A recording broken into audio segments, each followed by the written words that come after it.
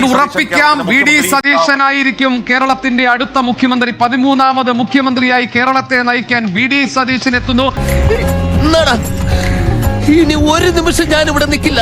ഞാൻ അകത്ത് പോയി കിടക്കാൻ പോകുന്നു. അവര് വഴക്ക് പറഞ്ഞ ചെങ്ങൈമാരായില്ലേ? എപ്പാ നേരം വെളുത്ത് ഇത്രയല്ലേ ആയുള്ളൂ? ഇന്നലെ രാത്രി 10:15 വരെ ഞാൻ പിള്ളേച്ചന്റെ കൂടെ ഉണ്ടായിരുന്നു. അതുവരെ അവർ ചങ്ങാതിമാരല്ല. 10:16 അവർ ചങ്ങാതിമാരായത്.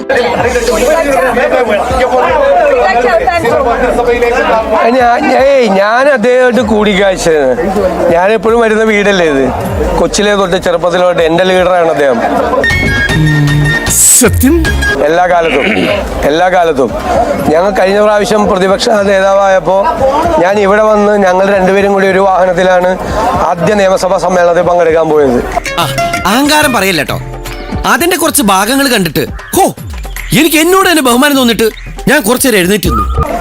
എത്രയോ വർഷമായിട്ട് ഈ വീട് ഉണ്ടാക്കിയ കാലം മുതൽ ഈ വീട്ടിൽ വരുന്ന ഒരാളാണ് ഞാൻ അദ്ദേഹത്തെ കാണണ്ടേ.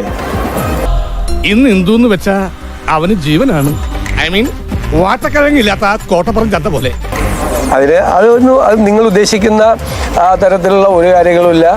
അദ്ദേഹം എൻ്റെ ജ്യേഷ്ഠ സഹോദരന് തുല്യനായ ഒരാളാണ്, എൻ്റെ നേതാവായിട്ടുള്ള ഒരാളാണ്. അദ്ദേഹത്തിൻ്റെ എല്ലാ അനുഗ്രഹവും എനിക്ക് ഈ ദൗത്യം ഏറ്റെടുക്കുമ്പോൾ ഉണ്ടാകുമെന്ന് എനിക്ക് 100% എനിക്ക് ഉറപ്പുണ്ട്. അദ്ദേഹം അത് ചെയ്തിട്ട് എനിക്ക് തന്നിട്ടുണ്ട്. അത്രക്കൊന്നും വിലയില്ലെങ്കിലും ഞാൻ തീരെ കണ്ണിൽ ചോരയില്ലാത്തവനാവാൻ പാടില്ലല്ലോ. അല്ല, അതൊക്കെ ഞങ്ങൾ പാർട്ടി ചർച്ച ചെയ്തുകൊണ്ടിരിക്കുന്ന കാര്യങ്ങളാണ്. അത്